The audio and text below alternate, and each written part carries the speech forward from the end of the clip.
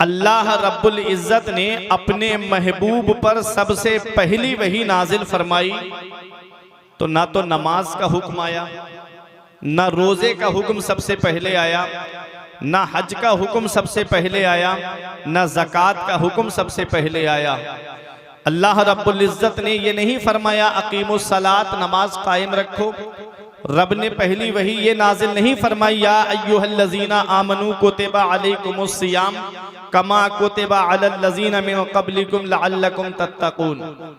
रब ने सबसे पहली वही हज के ताल्लुक से भी नाजिल नहीं फरमाई, ये नहीं फरमाया वलिल्लाहि अलन्नासि हिज्जुल बैति मन इस्तताअ इलैहि सबीला।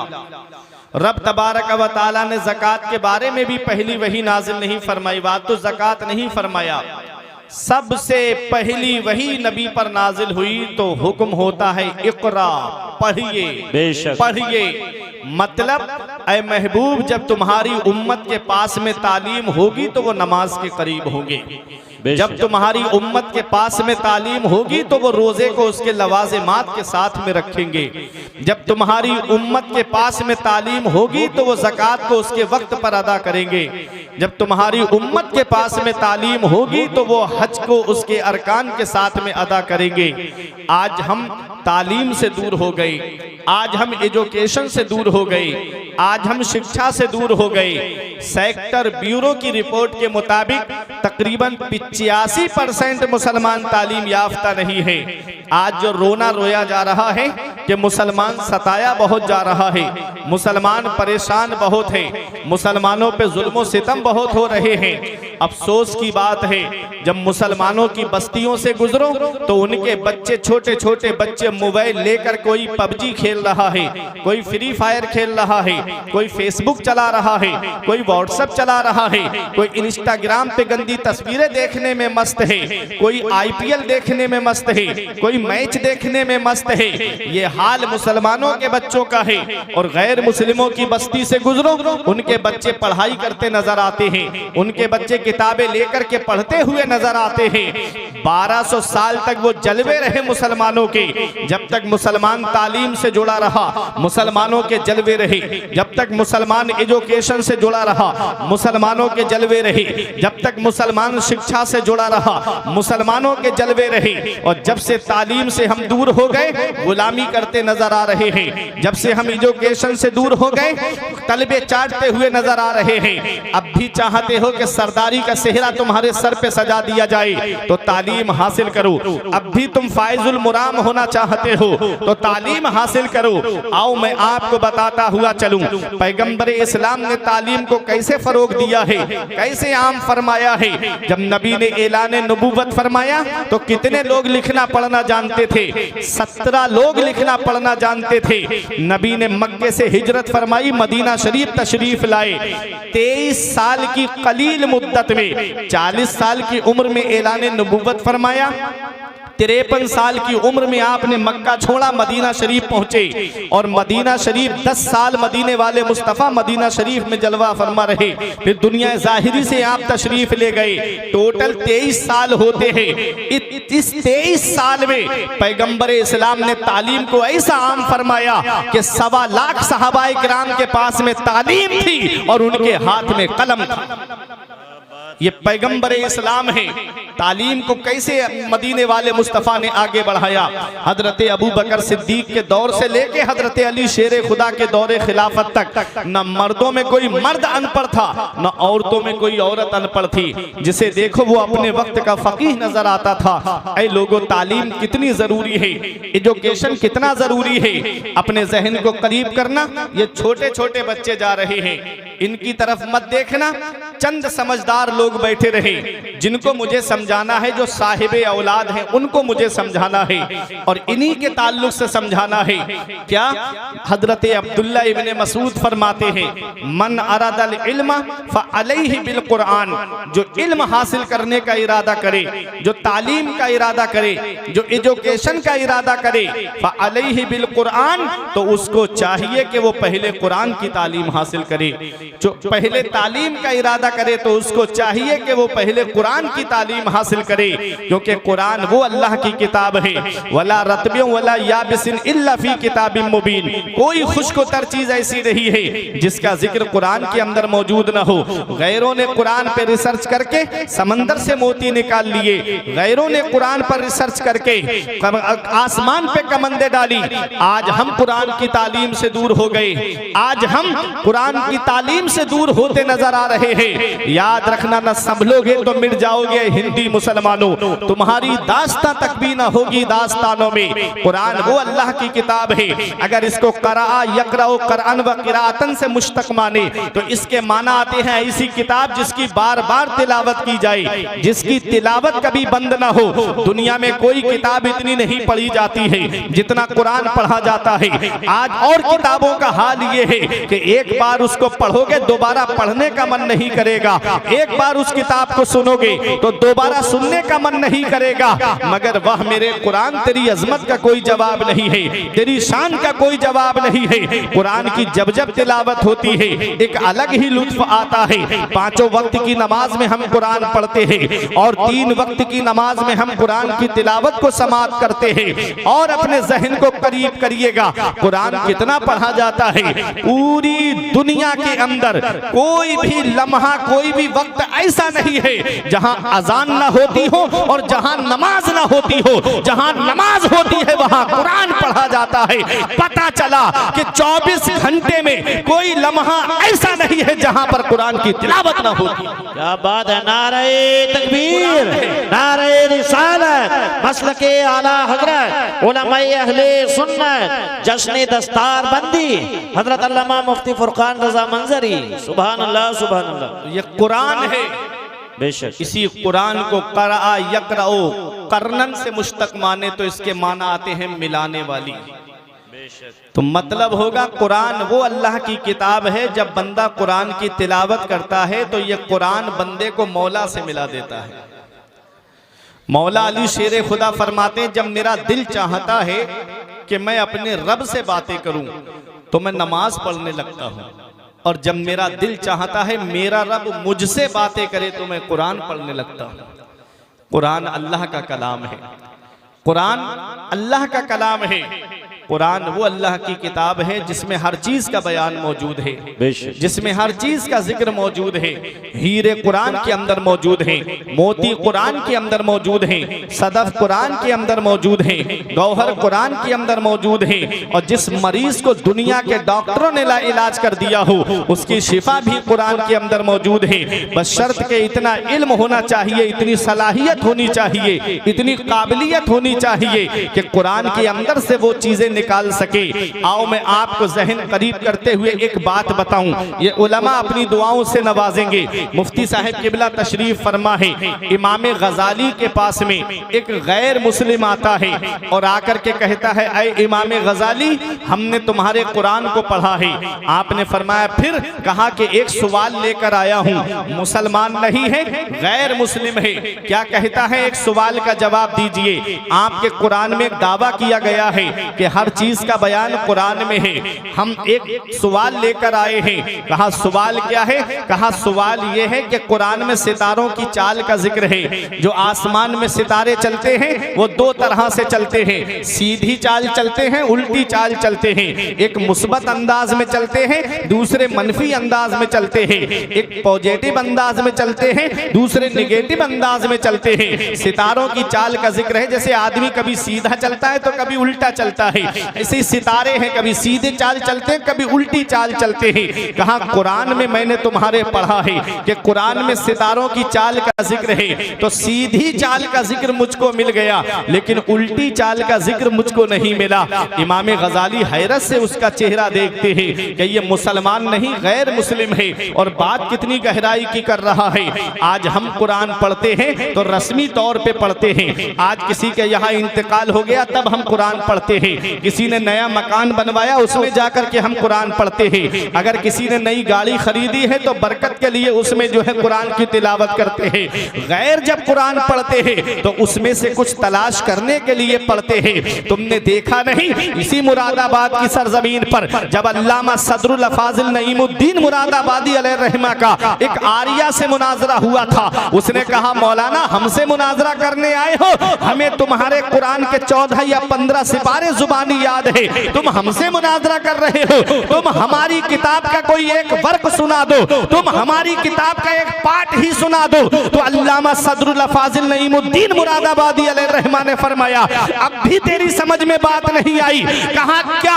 कहा यही तो हमारे कुरान की शान है जो अपने तो अपने रहे, गैरों के दिलों में भी जगह बना लेता है। तेरे कौल के मुताबिक तेरी किताब को आए हुए 1000 बरस गुजर गए, लेकिन आज तक वो किताब हिंदुस्तान के बाहर ना जा सकी। और मेरा कुरान नाजिल हुआ है मक्के में, कुरान नाजिल हुआ है मदीने में, कुरान नाजिल हुआ जंगे बदर में, कुरान नाजिल हुआ जंगे उहुद में, कुरान नाजिल हुआ हुजरा आयशा में, कुरान नाजिल हुआ मदीने की गलियों में, पहुंच गया सारे जमाने में। हमने कहा है कुरान जब तू नाजिल हुआ था तो इंटरनेट का जमाना नहीं था, मीडिया का जमाना नहीं था, सैटेलाइट का जमाना नहीं था, अखबार का जमाना नहीं था, फिर तू पूरी दुनिया में कैसे फैल गया? तो कुरान जवाब देता है अगर इंटरनेट के जरिए चला होता तो अमेरिका के ईसाई ने पीछा किया होता, अगर .com के जरिए चला होता तो रूस के मजूसी ने ताक़ुब किया होता, अगर अखबार के जरिए फैला होता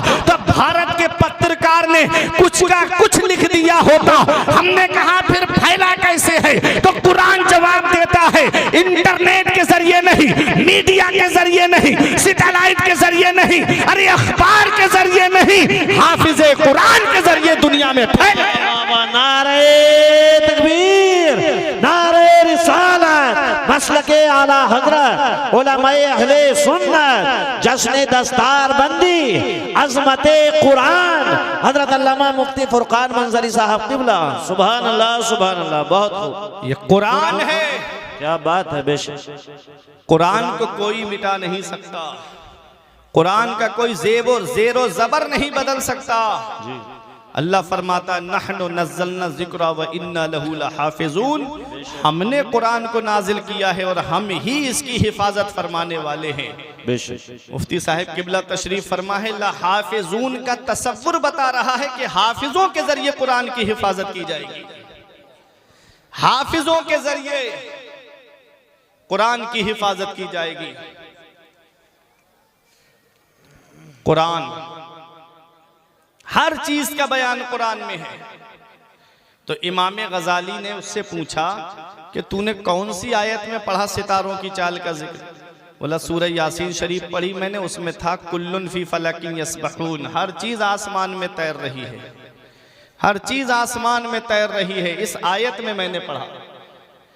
तो इमाम गजाली मुस्कुरा के फरमाते हैं थोड़ा और गौर कर लेता तो सितारों की उल्टी चाल का भी जिक्र मिल जाता। वाह वाह वाह। उसने कहा जहां तक मेरी अक्ल ने काम किया मैंने वहां तक पढ़ा, अब इसके आगे आप बताइए। तो इमाम गजाली फरमाते कौन सी आयत में? तवज्जो देना, कुल्लुन फी फलक, कुल्लुन फी फलक। कुल्लुन में पहला हर्फ काफ है, दूसरा हर्फ लाम है, मिला के हुआ कुल। फी में पहला हर्फ फा है, दूसरा हर्फ या है, मिला के हुआ फी, कुल्लुन फी। फलक में पहला हर्फ फा है, दूसरा हर्फ लाम है, तीसरा हर्फ काफ है, मिला के हुआ फलक, कुल्लुन फी फलक। अब इसको उल्टा करके देखिए, फलक में आखिरी हर्फ काफ है और बीच वाला हर्फ लाम है, मिला के हुआ कुल। अब फलक का बचा फा और इधर फी का या, मिला के हो गया फी, कुल्लुन फी। अब इधर फी का फा है और उधर लफ्ज़े कुल है, और कुल में पहला हर्फ काफ है और आखिरी हर्फ लाम है, इधर फी है। अब इसको उल्टा करेंगे तो होता है फलक। सीधी तरफ से पढ़ोगे तब भी कुल्लुन फी फलक है, और उल्टी तरफ से पढ़ोगे तब भी कुल्लुन फी फलक है। इमाम गजाली फरमाते हैं सीधी तरफ से पढ़ोगे तो सितारों की सीधी चाल का जिक्र मौजूद है, और उल्टी तरफ से पढ़ोगे तो सितारों की उल्टी चाल का जिक्र मौजूद है। वाह वाह, सुभान अल्लाह, सुभान अल्लाह, जिंदाबाद जिंदाबाद। क्या हमारा कुरान है, हर चीज का बयान कुरान के अंदर है, हर चीज का जिक्र कुरान के अंदर मौजूद है। अब और जहन को करीब करो, 1969 में 3 लोग चांद पर गए थे। कितने? 3 लोग। आपको मेरी बातें समझ में आ रही हैं? 3 लोग चांद पर गए थे। नील आर्मस्ट्रॉन्ग, बुज कॉलिंस और एडन। नामों में शायबा हो सकता है मुझको, ठीक, गूगल पे सर्च कर लेना कल जाके, आज नहीं। 3 लोग गए थे चांद पर। अमेरिका ने कहा हमारी तहकीक है, जापान बोला ये हमारी तहकीक है। हमने कहा ये तुम आज दावे कर रहे हो, हमारे कुरान ने 1450 साल पहले बता दिया था कि लोग चांद पर जाएंगे। कुरान ने ये भी बता दिया था कि 3 लोग जाएंगे।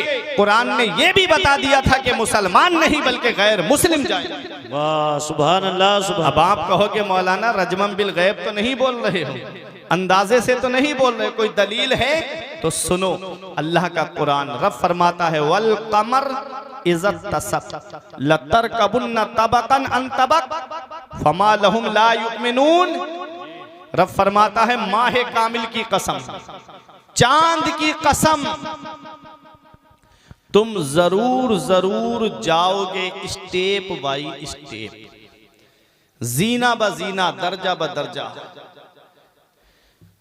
अल्लाह ने सूरह रहमान में फरमाया या मअशरल जिन्नी वल इंस इन इस्ततातुम अन तनफुजू मिन अक़तारिस समावाति वल अर्द फनफुजू ला तनफुजूना इल्ला बिसुल्तान फबिअय्यि आलाई रब्बिकुमा तुकज़्ज़िबान।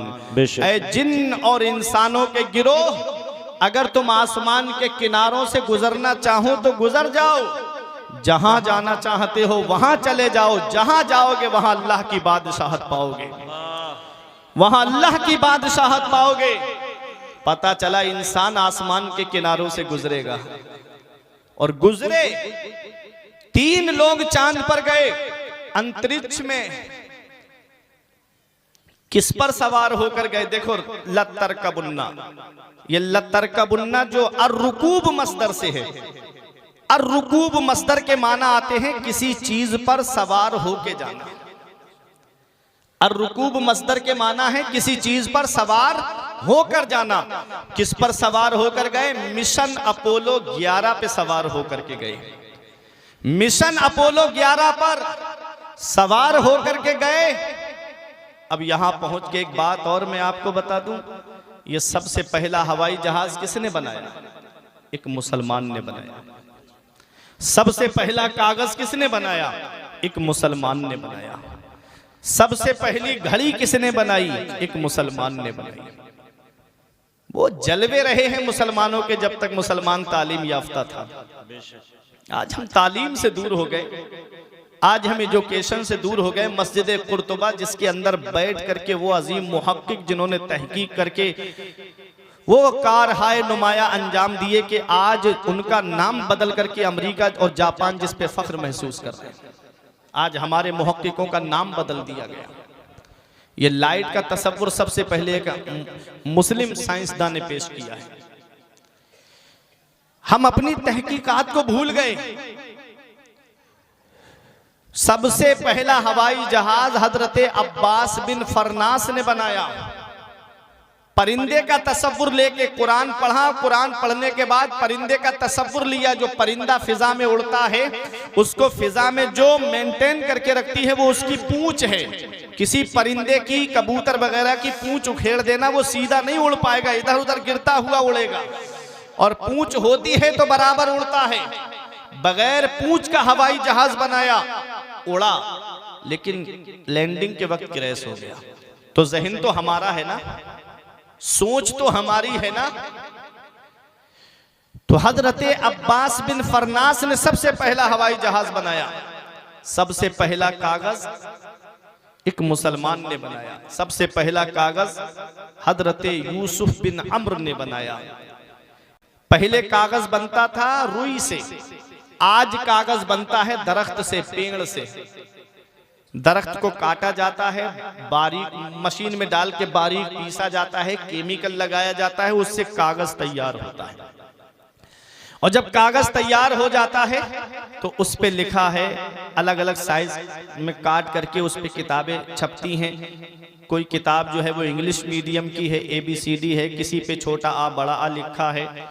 अब उस किताब को पढ़ने के बाद बच्चा आगे जाता है, फिर और ऊपर जाता है, कोई डॉक्टर बनता है, कोई इंजीनियर बनता है, कोई प्रोफेसर बनता है, कोई मास्टर बनता है। अब किताब को अलमारी में रख दिया गया। मैं कुरान की अजमत दिखाना चाहता हूं। किताब अलमारी में रखी है। जो बना है डॉक्टर इंजीनियर वो AC रूम में बैठा है, आईफोन चला रहा है, फॉर्च्यूनर कार से घूम रहा है, आगे पीछे नौकर हैं। बाप ने क्या किया, उन किताबों को उठाया और भंगार वाले के हाथ बेच दिया। भंगार वाले ने उन किताबों को ले जा करके किसी दुकानदार के हाथ बेच दिया। अब दुकानदार ने अपने साइज में काटा, किसी ने जलेबी रख करके बेची, किसी ने समोसा रख के बेचा, किसी ने ब्रेड पकोड़ा रख करके बेचा, किसी ने पकोड़ी रख करके बेची। अब आदमी ने जलेबी खाई, समोसा खाया, पकोड़ी खाई, उसके बाद कागज को जेब में नहीं रखता है, उसे वहीं फेंक देता है। उस कागज को वहीं फेंक दिया गया, वो नाली में पड़ा है। जिसने डॉक्टर बनाया वो नाली में पड़ा है और बनने वाला AC रूम में बैठा है। बनने वाला कार से घूम रहा है, जिसने बनाया वो नाली में पड़ा है। ऐ जश्ने दस्तार बंदी में आने वालों, सेम मशीन है, सेम केमिकल है, सेम दरख्त है, सेम कागज है, लेकिन उस पर छोटा आ बड़ा लिखा हुआ नहीं है, बल्कि उस पर लिखा है बिस्मिल्लाहिर्रहमानिर्रहीम। कोई आलिम फतवा नहीं देगा, कोई मुफ्ती फतवा नहीं देगा, कोई मुहक्किक फतवा नहीं देगा, कोई मुहद्दिस फतवा नहीं देगा। रब कुरान में फरमाता है ला यमस्सुहु इल्लल मुताहरून। जब तक वुजू ना हो इस कागज को हाथ भी मत लगाना, जब तक वुजू ना हो कागज को छूना भी मत। मैंने कहा एक कागज तू नाली में पड़ा हुआ है, एक कागज वो है जिसे बगैर वुजू के छूने का भी हुक्म नहीं है। तो कागज जवाब देता है अरे कागज को मत देख, बल्कि उस पर लिखा हुआ देख। अरे जब कागज पर कुरान लिख जाए तो कागज अजमत वाला हो जाता है। तो जिन हाफिजों के सीने में कुरान के 30 पारे उन हाफिजों के सीने का आलम क्या हो। नारे तकबीर, नारे रिसालत, मसलके आला हजरत, उलमाए अहले सुन्नत, जश्ने दस्तार बंदी हजरत अल्लामा मुफ्ती फुरकान रजा मंजरी। सुभान अल्लाह, सुभान अल्लाह। कागज पर कुरान लिख जाए तो कागज अजमत वाला हो जाता है। जिस जुज़दान में कुरान रखा जाए वो जुज़दान काबिल ताज़ीम हो जाता है। जिस रहल पे कुरान रखा जाए वो रहल काबिल ताज़ीम हो जाती है। तो जिन हाफिजों के सीने में कुरान के 30 पारे हैं, उन सीनों का आलम क्या होगा, उन सीनों की शान क्या होगी। बख्शिश की राह मोमिनो आसान बना लो, अपने लिए निजात का सामान बना लो। दुनिया की किताबों पे नजर बाद में रखना, बच्चों को पहले हाफिजे कुरान बना, बच्चों को पहले हाफिजे कुरान बना लो। तो ये कुरान है। कुरान हर चीज का बयान कुरान में है, हर चीज का जिक्र कुरान के अंदर मौजूद है। बस शर्त के इतना इल्म होना चाहिए, बस शर्त के इतनी काबिलियत होनी चाहिए। सबसे पहली घड़ी हजरत अब्बास बिन फरनास ने बनाई, उसे मस्जिद कुर्तुबा में नहीं लगाया बल्कि दमिश्क की जामा मस्जिद में लगाया। ये जहन तो हमारा है ना, सोच हमारी है। तो आज हम अपने मुहक्किकीन को भूल गए। ये कुरान पढ़ने वालों की देन है। 1200 साल तक वो जलवे रहे कि दुनिया नजर नहीं मिलाती थी तुमसे, लेकिन तुम भाग गए यूनिवर्सिटी की तरफ, तुम भाग गए कॉलेज की तरफ। मैं किसी यूनिवर्सिटी या कॉलेज का कोई मुखालिफ नहीं हूं, लेकिन मुझे डर लगता है प्यारे कि अगर मदरसे में तालीम हासिल नहीं की, किसी उस्ताद के सामने जानू अदब तय नहीं किया, इन मुफ्तियान किराम के सामने आकर के शागिर्दी का शरफ हासिल नहीं किया, तो मुझे डर लगता है कि कहीं कोई तस्लीमा नसरीन ना बन जाए, कहीं कोई सलमान रुश्दी ना बन जाए। क्योंकि सलमान रुश्दी मुसलमान घराने में पैदा हुआ लेकिन इस्लाम के खिलाफ बोलता हुआ नजर आया। वजह बेसिक तालीम मदरसे की तालीम नहीं थी। तस्लीमा नसरीन मुसलमान घराने में पैदा हुई, लेकिन इस्लाम के खिलाफ लज्जा नाम की किताब उसने लिख डाली। ऐ मेरे अजीजों, मैं आपको बताता हुआ चलूं, ये कॉलेज के प्रोडक्ट हैं, और अगर मैं आपको मदरसे का प्रोडक्ट बता दूं तो तुम्हारा ईमान ताजा हो जाएगा। मदरसे का प्रोडक्ट देखना है तो हजरत अबू बकर सिद्दीक को देखो, मदरसे का प्रोडक्ट देखना है तो हजरत उमर फारूक आजम को देखो, हजरत उस्मान गनी को देखो, बाबुल इल्म मौला अली शेरे खुदा को देखो। मदरसे का प्रोडक्ट देखना है तो हसनैन करीमैन को देखो, मदरसे का प्रोडक्ट देखना है तो इमाम आजम अबू हनीफा को देखो, मदरसे का प्रोडक्ट देखना है तो बगदाद के गौसे आजम को देखो, मदरसे का प्रोडक्ट देखना है तो अजमेर के गरीब नवाज को देखो, अरे कलियर के चांद को देखो, बरेली के इमाम अहमद रजा खान को देखो। बेशक, सुभान अल्लाह, सुभान मदरसे अल्लाह। का प्रोडक्ट है। एक प्रोफेसर साहब मुझे मिले, बोले मौलाना मेरी समझ से मदरसे बंद कर देने चाहिए। जब गैर कहते हैं तो इतनी तकलीफ नहीं होती है, जब अपने कहते हैं तो तकलीफ होती है। आज जिन मदरसों को हिकारत की निगाह से देखा जाता है ना, याद रखना जिस दिन ये मदरसे बंद हो गए उस दिन मुसल्ले पे खड़े होने के लिए इमाम तक नसीब नहीं होगा। जिस दिन मदरसे बंद हो गए जनाजे रखे रह जाएंगे, कोई नमाज जनाजा पढ़ाने वाला तक नसीब नहीं होगा। ये मदरसे हैं, इन मदरसों को आप क्या समझते हो? हिंदुस्तान की आज़ादी में अगर आप देखेंगे, अंग्रेज़ों ने जब हिंदुस्तान पे कब्जा किया था तो अंग्रेज़ों के खिलाफ सबसे पहले जिहाद का फतवा जिस शख्सियत ने दिया था वो कोई कॉलेज के पढ़े हुए नहीं थे, इसी मदरसे की टूटी हुई चटाई पे बैठ करके इल्म हासिल करने वाले अल्लामा फजले हक खैराबादी थे, जिन्होंने सबसे पहले अंग्रेज़ों के खिलाफ जिहाद का फतवा दिया। मौलाना किफ़ायतुल्लाह काफ़ी, जिनको अंग्रेज़ों ने मुरादाबाद के बीच चौराहे पे सूली पे चढ़ा दिया, फांसी के फंदे पे चढ़ने से पहले कहा था कोई गुल बाकी रहेगा ना चमन रह जाएगा, बेशक बस रसूलुल्लाह का दीने हसन रह जाएगा। हम सफीरो बाग में हैं, कोई दम के चहचहे, बुलबुलें उड़ जाएंगी सूना चमन रह जाएगा। नाम शाहाने जहां मिल जाएंगे काफी, मगर नामे पाके मुस्तफा और पंजतन रह जाएगा। वो भी मदरसे के पढ़े हुए थे। मौलाना इनायतुल्लाह काकौरवी, जिनको अंग्रेजों ने काला पानी भेज दिया, मुफ्ती इकरामुल हक साहिब किबला जानते हैं, जो दरसगाह से जुड़े हैं हमारे उलमा, वो जानते हैं कि इल्म सर्फ की किताब इल्म सेगा को जिन्होंने लिखा वो भी मदरसे के पढ़े हुए थे। और आगे बढ़ो, आला हजरत अजीमुल बरकत के दादा अल्लामा रजा अली खां, वो भी मदरसे के पढ़े हुए थे। ये मदरसे हैं, जब जब मुल्क को जरूरत पड़ती है तो मदरसे के आलिम आगे आते हैं, जब जब कौम को जरूरत पड़ती है तो हमारी बस्ती के आलिम आगे आते हैं। आज आदमी इमामों की और आलिमों की बहुत जल्दी तौहीन करना शुरू कर देता है। एक बार अपनी जिंदगी इन आलिमों से हटा के तो देखो आप हो क्या। इमाम हसन फरमाते हैं, लौलल उलमाउ लसारन नासु मिसलल बहाइम, अगर आलिम ना होते तो कौम जानवरों की तरह हो जाती। अल्लाह, अगर आलिम ना होते तो कौम जानवरों की तरह हो जाती। एक बार जितने आलिम हैं सबको एक कमरे में बंद कर दो, मोटा ताला लगा दो, कोई ताल्लुक उनसे मत रखो। अब अपनी जिंदगी जी के दिखाओ। आप नमाज में कितने फर्ज हैं कौन बताएगा? नमाज में कितने वाजिबात हैं कौन बताएगा? एक भी अंगूठा, एक भी उंगली जमीन पे सजदे की हालत में नहीं लग रही है, नमाज होगी या नहीं होगी कौन बताएगा? नमाज से पहले वुजू है और वुजू में कितने फर्ज हैं कौन बताएगा? चेहरा कहां से कहां तक धोया जाता है ये कौन बताएगा?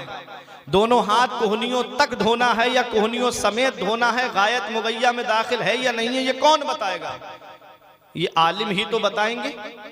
चौथाई सर का मसा करना है या एक बाल का मसा करना है या पूरे सर का मसा करना है ये कौन बताएगा? ये आलिम ही तो बताएंगे।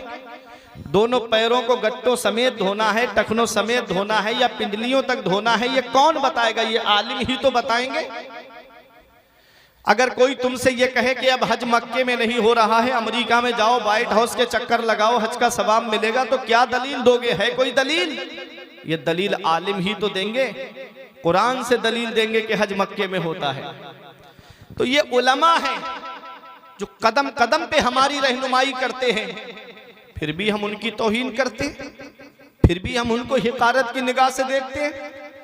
अफसोस होता है, एक जगह इमाम साहब का हिसाब कर दिया गया, मुफ्ती साहब सिर्फ रात में उन्होंने बेचारों ने पानी गर्म होने वाली चटकनी नहीं खोली, ऐसे ही सो गए, फजर में पानी ठंडा रह गया, आए और आकर के वो खुराफात फैलाई कि इमाम साहब लापरवाह हो गए, इमाम साहब की छुट्टी करो। इमाम साहब ने पानी गर्म नहीं किया। इमाम इस काम के लिए होता है, इमाम झाड़ू लगाने के लिए है, इमाम तुम्हारे लिए पानी गर्म करने के लिए है। अल्लाह अकबर, इमाम सरदार होता है। अरे तुम ले जा करके दो इमाम को गर्म पानी। सरदार है, अल इमाम जामिन, मिशकात शरीफ में इमाम जामिन है, कयामत के दिन तुम्हारी नमाजों की गवाही भी दे, जमानत भी दे, और दुनिया में तुम्हारी खुराफातों का भी सामना करे। अल्लाह अकबर। अपने इमामों को अपना सरदार समझो। इमाम साहब एक महीने में अपने घर चले जाएं एक दिन के लिए, तो लोग खुराफात करना शुरू कर देते हैं कि इमाम साहब छुट्टियां बहुत मार रहे हैं। मैं तुमको अपने घर लेके चल रहा हूं, तुम में जो सबसे ज्यादा फ्री आदमी हो वो मेरे साथ मेरे घर चले, 15,000 तनख्वाह दूंगा, कुछ नहीं करना, सिर्फ नमाज पढ़ना है 5 टाइम की, और तस्बीह लेके बैठ जाना है, कुछ नहीं करवाना मुझे तुमसे कोई काम।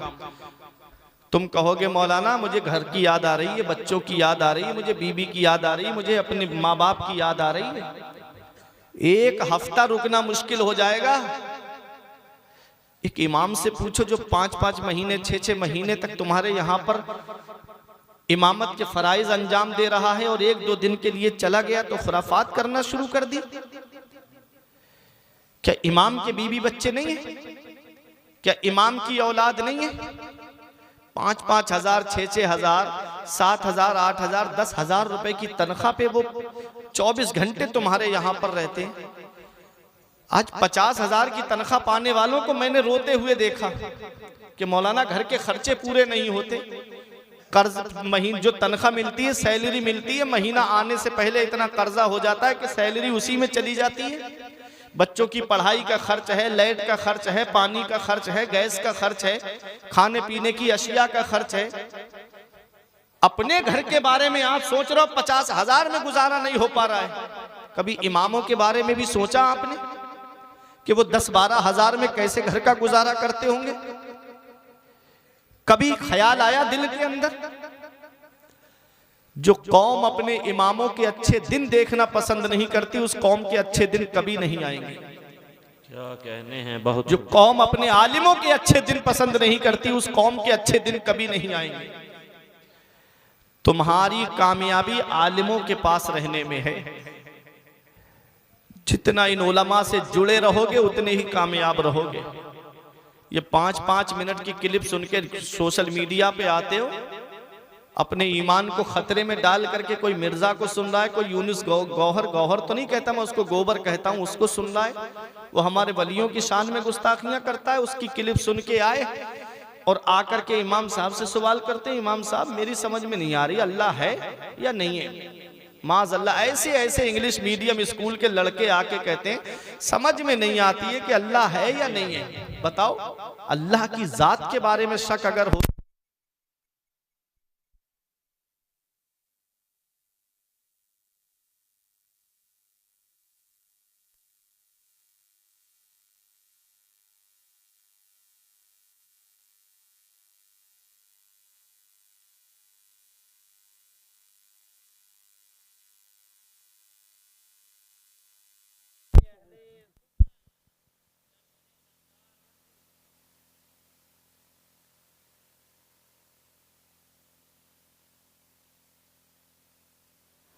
हेलो,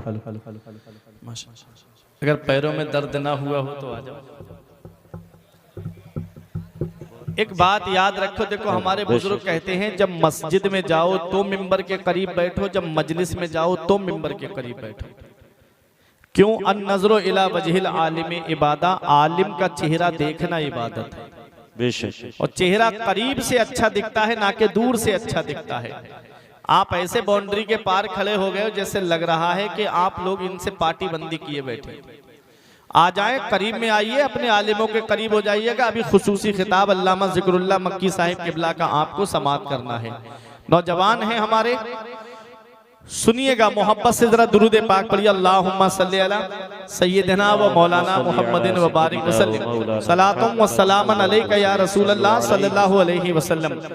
क्या फरमाया इमाम हसन ने, लौलल उलमाउ लसारन नासु मिसलल बहाइम। अगर आलिम ना होते तो कौम जानवरों की तरह हो जाती। अल्लामा जलालुद्दीन सयूती अलैहि रहमा एक हदीस उबादा नकल फरमाते हैं, कहते हैं मन नजरा इला वजहिल आलिम नजरा, जिसने आलिम के चेहरे की तरफ मोहब्बत से देखा, जिसने आलिम के चेहरे की तरफ मोहब्बत से देखा, खलक़ल्लाहु तआला मिन तिलका नज़रती मलका, अल्लाह ताला उस मोहब्बत नजर की वजह से एक फरिश्ते को पैदा फरमाता। सुभान अल्लाह सुभान अल्लाह। यस्तगफिरु लहू इला यौमिल क़यामा, जो आलिम के चेहरे की तरफ मोहब्बत से देखने वाले के लिए कयामत तक बख्शिश और मगफिरत की दुआ करता रहता है। कितना बड़ा सवाब है, कितना बड़ा सवाब है आलिमों के चेहरे को देखना। आज उन्हीं आलिमों की तौहीन करते हैं हम, आज उन्हीं आलिमों की बुराई करते हैं।